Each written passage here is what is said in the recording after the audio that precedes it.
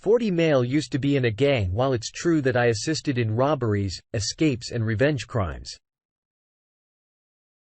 I was never the person to wish harm on someone else. For that reason, I decided to give up my gang membership, move out of state and settle down. Once I got a real job, it took hardly any time at all to meet my future wife, 37 female, and fall head over heels. She came to our little town straight from NYC. Sick of the hustle and bustle that possessed everyone in the city. It all looked gray and meaningless before she decided to seek out a joyful countryside to live in. We were both escape artists living our second life. Even after we were married in our home with our beagle named Dean. I periodically remembered that I had connections to people who knew how to get stuff done without getting caught. I didn't know I would need to reconnect with one of these people. Again, I knew my wife was spending a lot of time with this group of friends. She grew close to, they were even going to the club together. I didn't mind. She earned her own money and was a grown woman. She made money from home by managing one man's business connections. She scheduled his appointments and wrote correspondences on his behalf. I didn't know what the business was. All I knew was that it was very successful. He didn't have the time or patience to keep all his ongoing organized. So it was up to my wife whenever she was off work. She spent some quality time with me before heading out to have some fun. I didn't enjoy the busy, crowded, loud atmosphere, but I figured if she went from NYC to this life, she probably missed the crowds. The biggest city near us was Richmond, Indiana. There was one club in particular my wife liked to visit one night. I really felt like I needed to follow her. The way my wife left the house was weird. It was like she really didn't want me to come with her. Like if I asked to tag along, she wouldn't know what to say to me besides. No, she was absolutely gorgeous. Like always, her dress hugged her body, making her look like the most appetizing hard glass. I ever saw. Her long hair looked like flowing whiskey. That's what I kept thinking about. As I searched the crowded place for her 15 minutes before I got there, she posted a selfie with her and another girl, and I saw the club name. I could see a man next to her, but he was talking to someone out of frame. So it was hard to tell if he was with her. I spotted her sitting in the VIP section with what appeared to be members of the mafia. My wife and I were living in Indiana for about 5 years at this point, and I just couldn't understand how she managed to find this type of crowd. Hundreds of miles from New York. It was like I was looking at the woman she told me she didn't want to be anymore. She moved away from that life only to find the same thing again. I knew it would be stupid of me to try to approach them at all. So I returned home and contacted Marty. He was one of my connections and he had some spare time. Lucky for me. I chose to move to Indiana because it's where Marty called home. He spied on my wife for me for 3 days. That was all the time. He needed to discover the following. She was acting as secretary and assistant to a crime lord. AP had at least 15 men working under him, but he gave the most attention to my wife.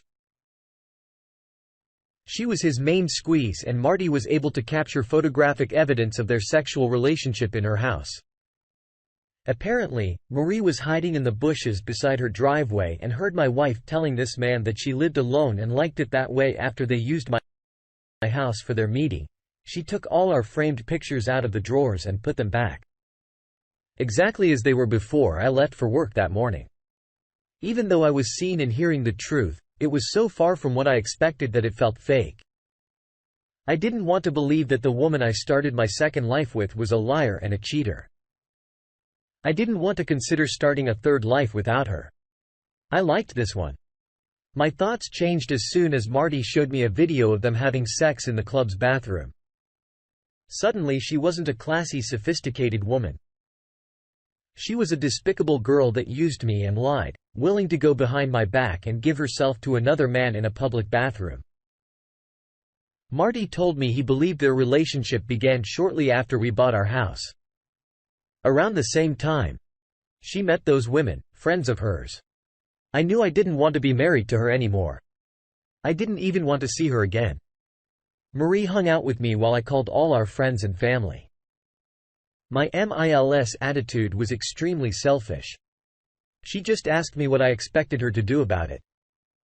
I told her not to give my wife any support during the divorce because she didn't deserve any help.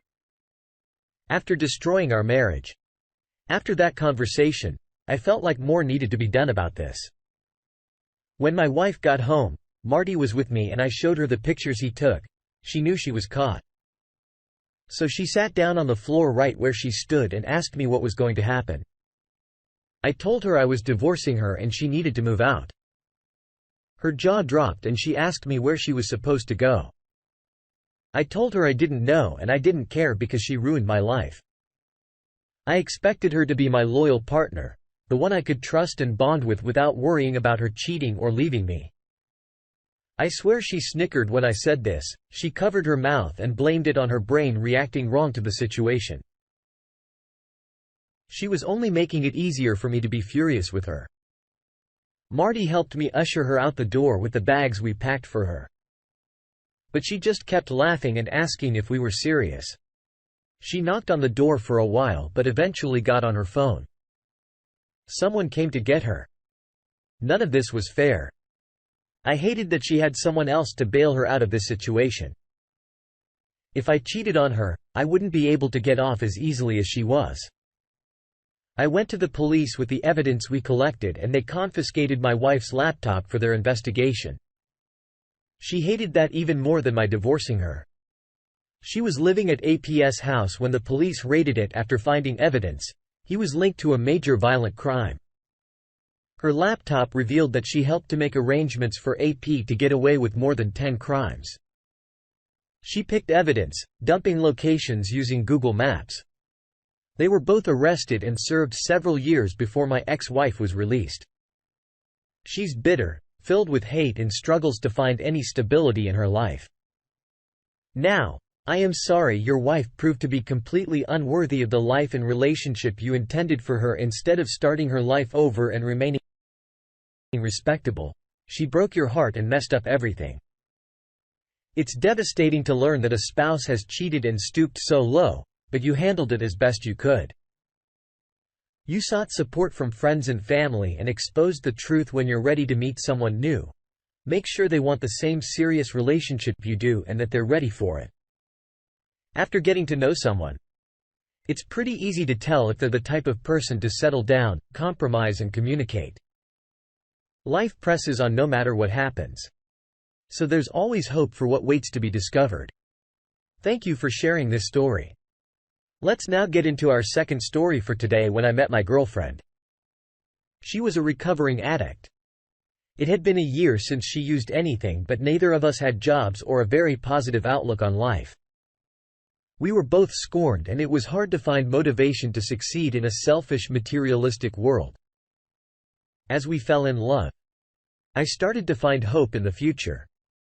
I didn't want to stay in the same place we were, so I encouraged her to get a job with me. She got hired at a fast food place after I was hired at Walmart. Having jobs really inspired us and made us feel like we were putting our sketchy, lonely past behind us. We moved into the upstairs floor of her father's house. He saw us improving ourselves and thanked me. He said, I put a sparkle in his daughter's eye. One night, I was driving my girlfriend's father's car to pick her up from work as they closed the restaurant. I saw how physically close her boss was to her. They stood so close side by side they were touching. He was pretty good looking and tall. I was getting slightly jealous even before I saw him kiss her hand. Good night. When she got into the car, she was blushing. I asked what the hell that was all about. And she told me he was just an awkward wannabe gentleman. So I let it go.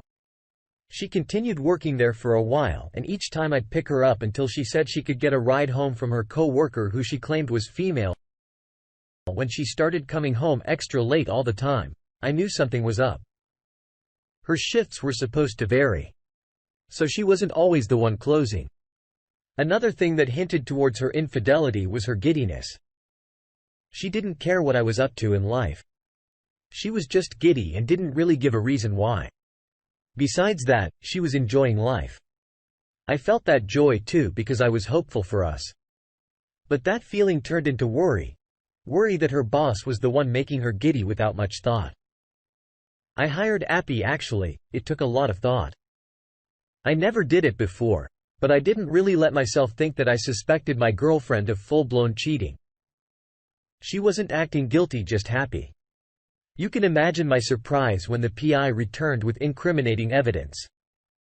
The next day while my girlfriend was back at work, he showed me the pictures he took of them the night before they left work together hand in hand.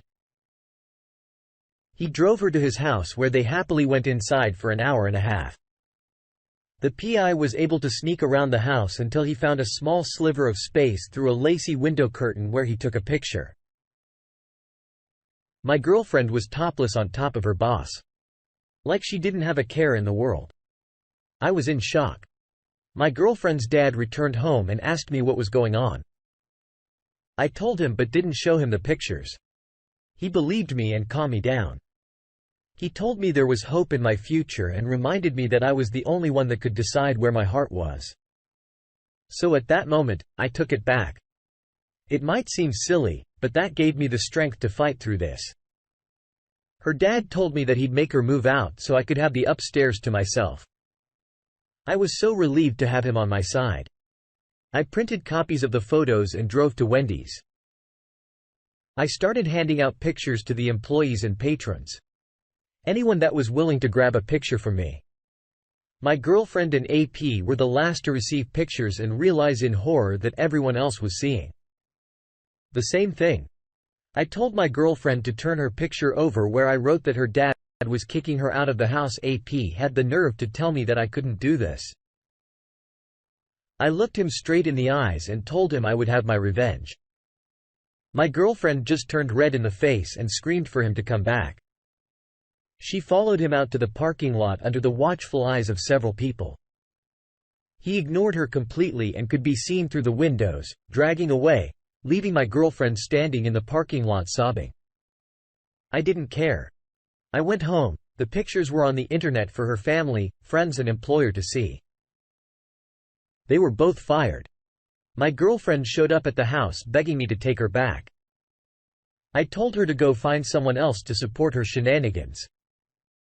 Her dad was sitting on the couch behind me backing up what I was saying.